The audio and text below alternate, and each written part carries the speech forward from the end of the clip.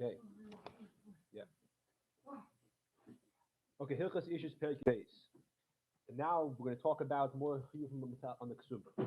Halacha Aleph. Kishnayis the Misha, when a person, when a man marries a woman, whether it's her first time or not her first time, adult or minor, whether she's a naturally born Jewish citizen or she converted or she's a freed slave, he becomes immediately chayav in 10 things. There's 4 things he gets from her. So 10 things he's for to her, and 4 things he gets from her. He's mezeicha for. And between now and Perek Gimel, next 11, 12 prakim, we're going to discuss all these 10 things in more details. Base. These 10 things, 3 of them are not Torah. These are them. Sheida, the obligation to support her and give her food. Ksusa, to give her clothing. And her time. Sheida means to feed her sustenance. Ksusa, to cover her. Give her clothing.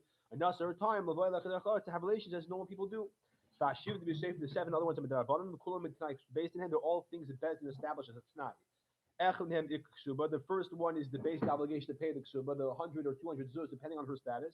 The other 6, him and according to ksuba, they're called tnai ksuba. So you have the 3 things that are minatayda, share food, clothing, and relationships. The rabbanon is the 4th thing of the basic amount of money. Then 6 more things, which is tnai ksuba. These other things. To heal her if she becomes sick, to pay for the doctor bills. But if they see nishbase to redeem her if she gets captive, the covering mace to bury her if she passes away. And the right she has to support herself from his estate and to live in his house after he passes away. As long as she's a widow. In other words, after he passes away, until she passes away or she gets remarried. And also her daughters that she has from him can support themselves from his estate as well after he passes away until they get married. It's funny the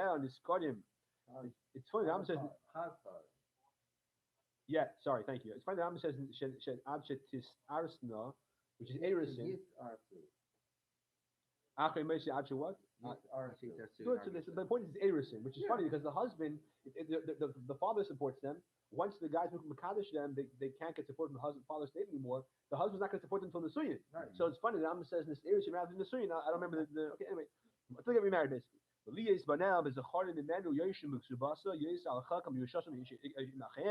other thing is that besides dividing the estate evenly, if he has 2 wives and the sons inherit his estate, and when he passes away, they inherit their mother's ksuba, each one according to their value, and then divide the estate evenly. We'll talk about that in more detail in future program. Gimel. What are the 4 things he gets out of the deal? If she makes money, it's his. If she finds something, it belongs to him. And he's able to eat whatever produce produced by her property in his lifetime. She has a field, the fruits are his. If she has a goat, the milk is his. And if she passes away in his lifetime, he inherits her. He precedes everybody else inheriting her before her family, before her biological family. He comes first. These are the 4 things he gets. Also established. Besides the 4 things he gets and the obligation he has towards him, they made a tit for tat based on what corresponds to what. His rights to get whatever money she earns corresponds to his obligation to feed her. His obligation to redeem her if she becomes captive. That's what he gives her. The obligation he has towards her corresponds to the fact that he gets to eat the produce of her property. Assuming she has that. Right. Correct. Assuming she has that. But the point being, it's a one-way deal. One second. With the husband. It could be a one-way deal. Good. We'll see. Lukarasa and burying her corresponds to the fact that he gets a ksuba. Therefore, because these are corresponding, the woman says, don't provide for me, and I'm not going to work. I can take care of myself. I have Yerusha, whatever it is. She has the right to demand that. She has the right. It's her prerogative. She has a choice. Either the husband supports her and then she makes money and goes to him, or she's a CEO of Microsoft, she makes her own money, or whatever it is, and he doesn't support her, and she's fine. It's up to her. We don't force her either way. And that's only as far as the tit for tat, the negaya, him providing for her and her making money. But if she says, listen, if I get captive, don't redeem me, and you can't eat the fruits of my field. That doesn't work. She doesn't have that choice. It only applies to this one thing. If he says to her, listen, if I die, you don't have to bury me, but you can also you can't have my ksuba. Also does not work. It's only the fact she has the right to say don't provide for me food and I won't give you the money I make. That's her choice. Everything else, there's no option about it. It's all up. It's a Chazal institution and it's immutable. Um, remember how about the husband says, "Aim nizanach, I'm not going to provide for you. I'm not going to take your salary either, so you can make your own money and provide for yourself." And Shemla, he can't do that. Only she could. Shemla Yisaf Kulam. I see that maybe she doesn't have enough salary to provide for herself sustenance. Because of this takana, even though Minat Torah has to provide for her food, so why is this one a taksuba? Because she has a technical right to relinquish it, and it's ultimately up to her. That's why it's called the father taksuba. Hey, called Rameilu, all these matters, even though they're not written down in the star, even they didn't write a Chalvar Ksuba. They just got married, no contract. Even Shanasha, once he marries her, he does the suyin, does chuppah, he automatically is in these 4 things. And she's and gets these 10 things. You don't have to explicitly establish it. It's automatic when you get married. But if the Baal makes a condition with her, I'm marrying you, I'm doing the suyin on condition I am not mechuyev, let's say, redeem you from captivity. She makes a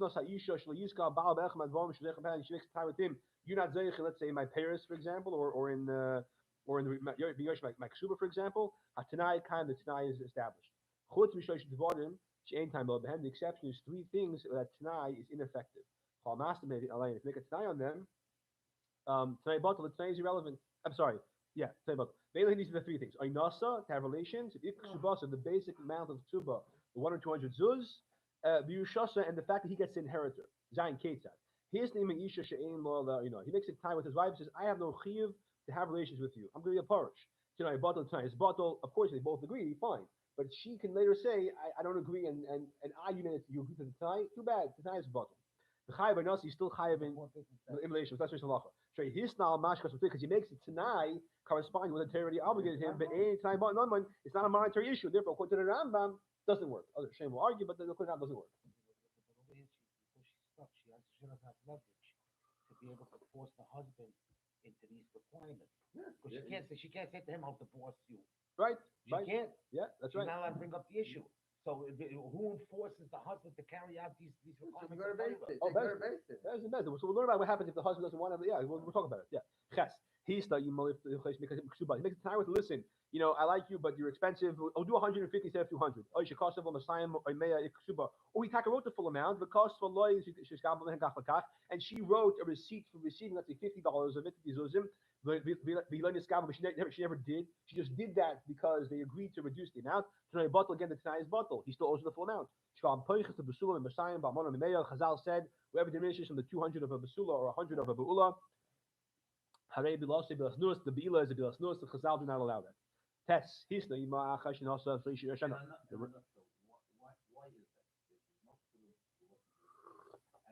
Chazal did not want Jewish girls being easily divorced less than the price tag. And to provide for them. Yes, correct. And Chazal enforced it in this way. This is, if you marry somebody and sleep with them, live with them, and easy to divorce them less than this price tag, the Seish can marry with Chazal. This is too easy. It's like a mutadika girlfriend. So the Chacham have this. In other words, not that it's a bilas, not that it's a bilas nus. There's no halach ramification of the bilas nus. The kid's kosher. It's bilas nus up to Torah standards. Yeah, and they have exactly. And they have the ability to make sure that he pays for her if she's sick. And they made that he has to pay for her if she's sick. And he has to bury her. Right. All these crazy, No, it doesn't say he has to practice. Right. So it's right. The truth is, yeah, that's correct. The other things, so the other things he has to have the right to agree that he's committed with. If he's makes a Tanai, for example, except for these 3 things. that I'm not going to feed you and I don't need. No, then they're allowed to do that. If you Right. make any Tanai that's against the mitzvahs of the Torah, it's not Generally a Tanai. speaking, yeah. Let's say, for example, he can't make a Question Tanai. of ominous. Let's say, for example, he says, listen, if she says to him, listen, if I pass it before you, the husband says, I'm sorry, no. If the husband says, we said the three things you can't make a tanai was oina, ikuksuba, and yushasa, right? So if she says, listen, if the husband says, after you pass away, I agree that your family inherits you, not me. Then their bilos not bilos nus. If they agree to that, it doesn't help. But I don't get it. Is the Rambam speaking metaphorically here, or is it bilusness, or does he mean it literally? Well, I mean, You just said it, but that's how can he say in such terms? what is bilusness? Therefore, the mom's. No. It's Chazal saying you're being very inappropriate. That's basically It's metaphoric. Yeah, right. But it's halachic metaphoric. But it's not keg binusnus. It's hareza. Yeah. I mean, exactly. Right. Okay, halacha test. Here's the ima achash and if he makes a tie with her after the nisuyin, if it happens between the eris and the nisuyin, that's a whole different story. We'll talk about that in Perek Gimel. He makes a tie with her after they're already fully married. Listen, she says, I'm not going to inherit you. Your family can inherit you, and she wants her father to inherit her. Tonight, but the Tanai, it doesn't apply, and therefore he still inherits her should she pass away. Even though the husband inheriting the wife is the Darabana, because not who inherits her biological family. Children, siblings, or parents, depending on who's alive, right? Like a regular person. And the Chacham, the one who said that he inherits her, and it corresponds to the fact that he has to bury her, pay for a burial. Still, also they made their madness matter strengthened like a thing that you cannot make a Tanai against, even though it's a monetary thing. Any Tanai regarding inheriting her is void. Even though it's a monetary issue. But it says in the pasuk regarding inheritance, the chukas mishpat as the eternal judgment statute. Other 7 things, Tanai kindness is Tanai sustains. Going for example, she's made Tanai with her. She's not going to give her clothing, or feed her. He's not going to be able to eat the fruit of her produce of her field. These things Tanai kind. In that case, Tanai stands. Yud. Now, how much do you have to feed your wife exactly? What's the basic obligation? How much does halacha yud? How much does a woman get the money to food provided for? What's the basic obligation? They give her their bread for 2 meals each day. Average meal of the average person in that city. A person who's not sick, who eats very little, or a person who's a glutton who eats a lot. And the average food of that city. If it's wheat bread, fine. If it's barley bread, barley. Which is rice and millet, or someone translates this actually as millet and rice, I think. Or the other types of species that people normally eat. Average regular food. Now, hopefully, this is not usually something people want to come to bed and complain that they're not feeding each other, right? But what if there is such an issue? What is his basic obligation if he's poor? So this is what it is. She has to give her things to eat along with the bread. Kidneys, beans, the vegetables, and things like that. Oil to eat. Oil to light a candle. A lamp, pears and fruits, some wine to drink. If the place over there is normal for women to drink wine. On the Shabbos, she gets to eat 3 meals. For Shabbos, you have to eat 3 meals. If she's a Lubavitch, what's the thing? You have to eat 12, right? That the third meal is not pas, right? It's other food. And fish, meat and fish, as is locally custom. Nation log Shabbos more kesef. Besides the food, every Shabbos gets a ma of kesef, which apparently in modern terms is 1/6 of a dinner, which is 1.5 grams of silver, not a lot.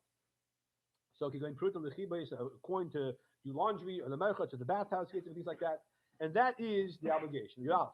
When does this apply? That's the basic obligation. But if he's poor, that's the minimum. If he's wealthy, it goes based on his wealth. Even if he could afford to have her eat multiple meals of meat several times a day, multiple dishes of meat every day in her meals, we force him to provide for her and we assign for her the money based on his financial status.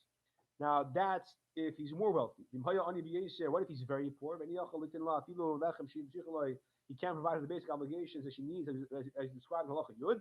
Then in that case, we would force him to divorce her. Of course, if you want to live together in poverty, he could. But she could demand a get if she says, "Listen, you can't feed me. Give me your get, so I can go find somebody else who can afford to feed me." That's the point. And then, if he's so poor, he can't pay the ksuba either. So the ksuba is a chayv on him. Yes, sir. Sorry. That's exactly the point. That it is that he has to voluntarily want to give. He can't force him. You can force him. If he can afford what he's not, you can force him, sure. Bezdin can force him. Absolutely. So Bezdin can act on her behalf. Sure. 1,000%. Your dates. What if the husband says he wants to give her the food that she is deserved based on his financial status? She can eat on her own. He'll eat alone. Doesn't have to eat with the same table. How should he's allowed to do that though? Shabbos provided he eats with her every Friday night. That's the basic obligation. So if he goes on business trips from much of Shabbos till Friday afternoon, he has to be home Friday night. Shabbos afternoon he can bring a shul all day, but he has to be home Friday night. That's the basic obligation in terms of spending time with his wife. Good gimel. A woman who there was a lot of the amount of food she needs, and she has left over. The extra goes back to the husband. Right? She has oil for a lamp. She needs so much, and the husband, gives her. Let's say she only used half of it. So for next week, she only needs half now because she only needs that amount, not more. Now, what if the husband's a kohen? And the kohen gets his food from truma, so he gives her all truma. Now, what's she supposed to eat when she's needed? She can't touch the food. So any nation law comes in the truma. He cannot give her all her food as truma. It's very difficult for her to guard the food constantly from things that could be possibly make a tummy and to always eat in tatter. Even the husband, the kohen, has an obligation to provide half the food, whatever she deserves. Half of it should be chulin, and half of it can be truma. Yudal. Shame Adam Chayav is this person has an obligation to provide food for his children. He has an obligation to provide food for his sons and daughters who are young, who can't provide for themselves. Until they are 6 years old. This is the chayra according to the continuation of the ksuba obligation. He has to pay for, he has to feed his wife, and part of that is obligation to feed their children. Now, if he divorces his wife, if his wife dies, the chiyuv to provide for the kids according to the Rambam is a little different. But this over here, the basic obligation is as a part of the chayra, extension of the ksuba. Didn't we say in Aleph that a katan is defined by different age in 6 years? Over here, we're talking about his ability to provide food for himself. So so we'll see that until he's 6 years old, he can't get a job. That's for sure, right? Child labor, not allowed. The kind of after he's 6 years old, you have to that he should feed them as well until they become adults. Because the chamim, in this case means bar mitzvah, as a kind of chazal, as a separate takana. In other words, so till 6 years is an obligation mitzad, basic obligation of the ksuba. After that, it's a separate takana of the chamim. And as we'll see, different levels of requirement. So if he doesn't want to feed them, so before he's 6 years old, you can force him. He doesn't want to feed you, grab his watch off his hand, sell it, and feed the kids. If he doesn't want to feed them after they're 6 years old, till they're bar mitzvah, you scold him, you embarrass him, and which means that you make announcements. Yeah, exactly. You harass him. He doesn't want to. Republic can make announcements, and we say, this guy is a cool person. He doesn't want to feed his kids. He's worse than a trained bird, which does feed its chicks. However, you can't force him to feed them after 6 years old. You can only coerce him. You can't force him. You can't force the father that. Where is this? Which I mean, Gemara is this? You want to know? Why would the Torah want to come up with something like that? I think after the social 6 years old, sorry, you're on the your own. social standards were a little different, I think, today back then. Oh, you want to know? Oh, a second. First of all, you want to supply nowadays. Look at Shulchan Aruch. It's a whole other ball. We're learning Rambam now. This is the basic obligation. That's right. When supply the person who a person who we don't know exactly what he's worth. If any do it anyway, we don't know if he's fit to give stock or if he's not.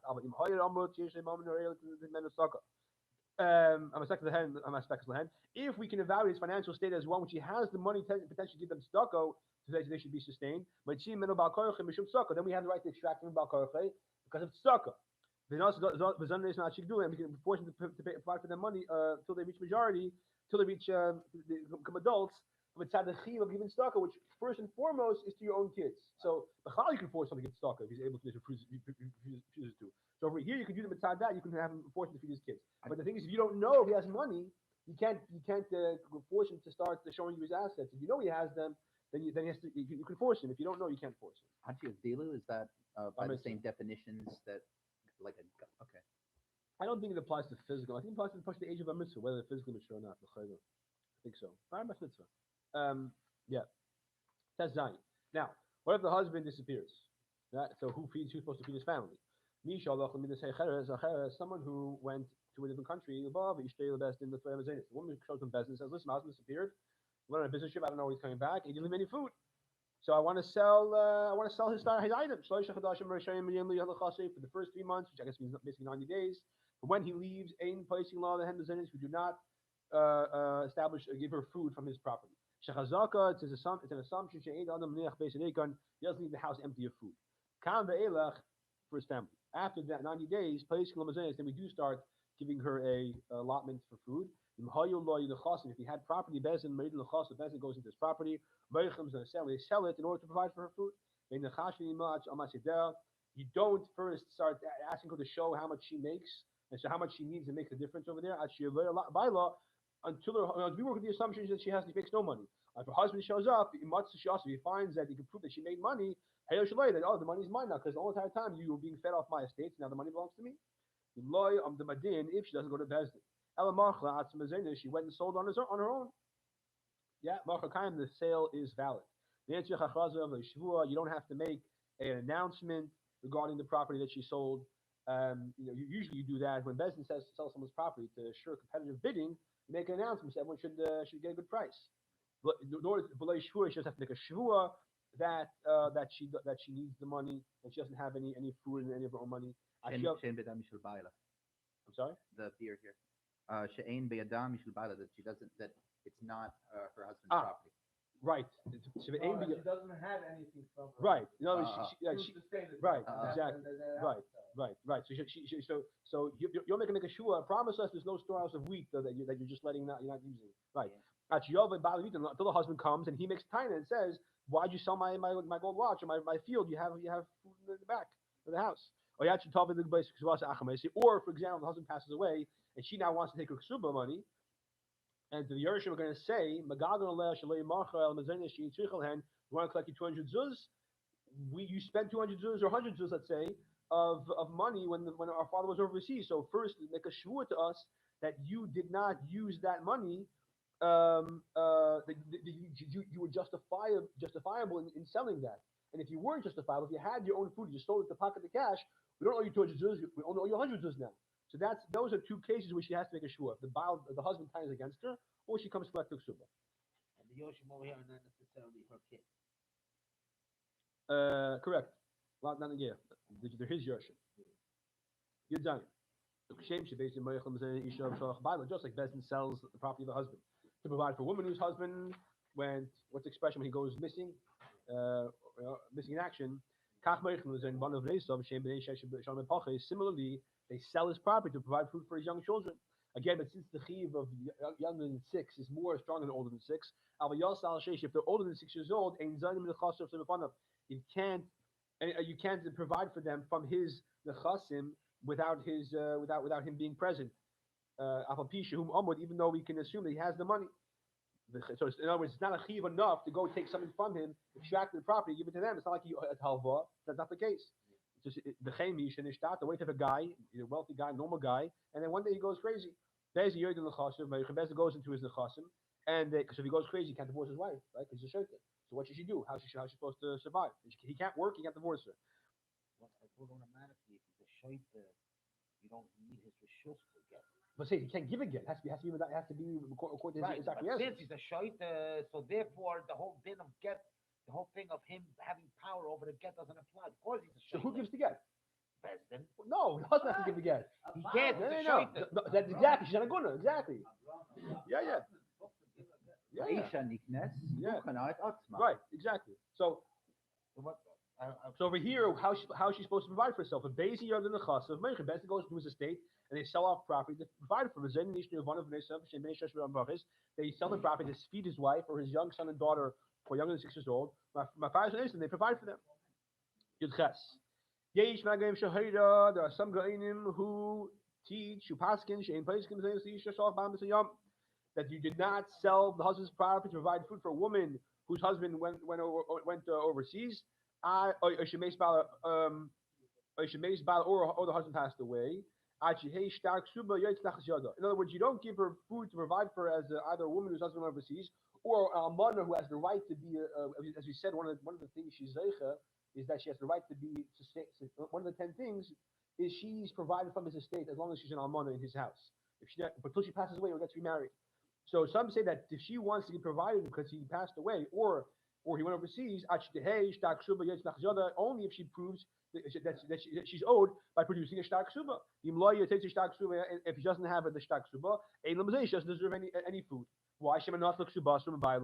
Maybe she already took the ksuba money from her husband, and once the woman, the Rambam doesn't say this over here, but elsewhere will say that she has the right to live off his estate as long as she doesn't collect the 200 zuz. Once she demands 200 zuz, that's it, done deal. So if she got paid already, 200 zuz, then she go feed yourself. Or maybe she's meichel ksuba to him. She ain't lamazaynis, in which case she doesn't get any. Again, she deserves 200 zuz because you can't do meichel that we said. But the obligation to feed her if she was meichel ksuba, she doesn't get that. As we'll say, we'll explain later that when you're meichel ksuba, even though you still owe the 200 zuz, because Chazal again said you can never diminish that. But to be fed, that right to be fed, she does not have. And therefore, some people say that if she comes demanding to be fed after he goes overseas, produce a shtar ksuba. Some say we give her food with the assumption they should not take the money, nor should she meichel the money of ksuba. We don't force her to produce a shtar. Now, this whole conversation only applies in the case where the minhag is to write a shtar ksuba. In a place where we just say if you're married, the husband was a ksuba, it doesn't apply, obviously. I agree with the second approach that she does not have to produce the shtar ksuba in the case when the husband overseas. She comes to bed, my husband left, I need food. We don't ask her for shtar ksuba. Since the attorney has an obligation to feed her. So therefore, we don't assume there's a problem. If the husband passed away, she only gets food once she produces the shtar ksuba because only the kind of chum, not matreda. Another point is she's taking now property to feed herself from what belongs to Yerushim. We always know that the Chalal Bezin acts as defense lawyers for a Yerush because Yerush doesn't know what the affairs of his Yerush are. Of his a Yerush is an heir. A Yerush is how you say in English, a bequeather, whatever it is. Okay. So no, inheritor. That's a Yerush. So you always they don't know what's happening in his, even if they're adults, they don't know what the father's business deals are. Therefore, as a time for that, we say produce a shtar ksuba to prove that you're still owed. I never understood the aim run the reason. What Rambam that he says makes a lot of sense. Yeah. But to say when the Baal is ma'aper yam. Because the derech klal hameitz mechaver olav haraya. What does she have to provide? Hameitz mechaver olav haraya. Hameitz mechaver olav haraya. You should. The husband's overseas. She's still married. He has a chiyuv to not if she does mechel ksuba. Not if she does mechel ksuba. Not if she does. If she mechel ksuba. So you want to get food from your husband's fridge? Show me food. Yeah. In other words, it's mamash a contract. If I paid you back, then sorry, if you don't have the same thing back. He's overseas. They're still married. But it's not We the don't fridge. know. Good. Maybe he divorced her before he left. No, that's not the chash. That's the chash. It's not the fridge. That's It's not the same chash. The applies vart on Lamar is- Chavera. If the fridge is in her rachus, no one's going to stop her from going to the fridge. Because We're getting a every base fee time to go she and eats say- every time she eats from his fridge, it's because she's married to him and he's a chiyuv ksuba. The poor guy went to overseas to earn a couple of dollars, and therefore you want to continue eating out of your fridge. You want to order from the grocery. If you want the base fee Yeah, to no, go yeah, and right. go and give over a field. So in other words, you want to put on his bill at the Empire Kosher, prove that that you have the right to do that. Why should you have the right? I'll prove that I'm married. That's not a lie that you have the right to do that. You have to prove you're married and that you owe a ksuba. It's mamash a shtar. That's a ksuba is a shtar. You see, the Rambam doesn't like the Daniel. Oh, right, exactly. But so Benegaya going overseas, he does like it. I'm sorry, no, right, for care. Because only he only agrees in the case where he died. Right. Okay, good. Your test. Halach Baila, the husband went overseas, she borrowed money and she ate. When he comes back, he has to pay back the debt. Because he'll say, who asked you to borrow? No, it's his chiyuv. It's like he borrowed. Oh, so you can't put it at kosher. Oh, well, yes, fine. I'm exactly. Put it on the bill. Right. You can't sell his property. Thank you. Right, exactly. It was a bad example. One guy said wants to be a good Samaritan and feeds her from his own pocket. And the husband shows up and the does not have to pay him back. But he said even if he lost his own money, he didn't tell him to feed her. He loves him, and she didn't borrow from him. This guy did it on his own. It was his tzedakah. When the husband tells his wife when he goes overseas, I'm leaving. Make sure you have get a job and feed yourself. She doesn't have any food. She's not agreed to the arrangement. She didn't think she could make enough money. She should have tied it. Or demand him or tell him. Must be exactly. So 1 second. My salary is not enough for me. So the chayra, I'm just wondering what happens if she thought she had a good job, she owned a restaurant, then COVID came in and had shut down, now she has money. It could change. But the point is, assuming nothing changed, she just realized she made a mistake how much she likes to eat. So they have a conversation. She didn't profess to do something too bad. How did she possess in the first place? What do you mean? No, she can say. What do you mean I should eat off my And who's going to prove that she possessed or didn't possess? Just the arrangement. Good. Let's go back because the next she has to start. Chaf Aleph. On the bedin and pasuk saying if they go to a vintage and the bezin says, okay, here's the food for you. Umacha bezin, Nasrullah bezin sells his property, gives her money for the food. She sold it on her own. The Baal Shop, he says, I left you food. Why'd you sell my property? She has to make a shavua. She has the prerogative of making a shavua while holding on to a sefer Torah or a sacred article. That he did not leave her food. Okay, good. What happens if she didn't demand money and she didn't sell any property? She wait till he came. He says, I left her food. She says, you didn't leave me food. I borrowed money from this guy. I support myself. She makes a regular shavua, not holding on to sefer Torah. That he makes a shavua. He left her money because again so she's demanding money from him to pay back the halva. He says, I don't owe you anything. I left you food. Makes a shavua. He does not owe her. And if during his part of Yishar Allah, now the chav is on her, and as long as she's married, she has to pay back. She has no property. But once she gets divorced, she has to pay back the halva. Good. Chav beis. Machal metatim ma'amah. She sold movable property, and she said, "I'm selling it to provide food for myself." He says, "I left you food." She makes a shuas heses that he did not leave food. Sorry, again. If she sold the property and she said, they sold it for the purpose of food. I left you food, you had not to sell. She makes a shuas heses that she did not leave. Because in this case, she sold it already. Shuas heses? Shuas heses is a regular shvua, as opposed to a shvua where you are holding on to a sefer Torah or extracting money. It's a shuas heses to hold on to money which you believe is yours. So in the previous case, where she said you owe me money, he makes a shvua.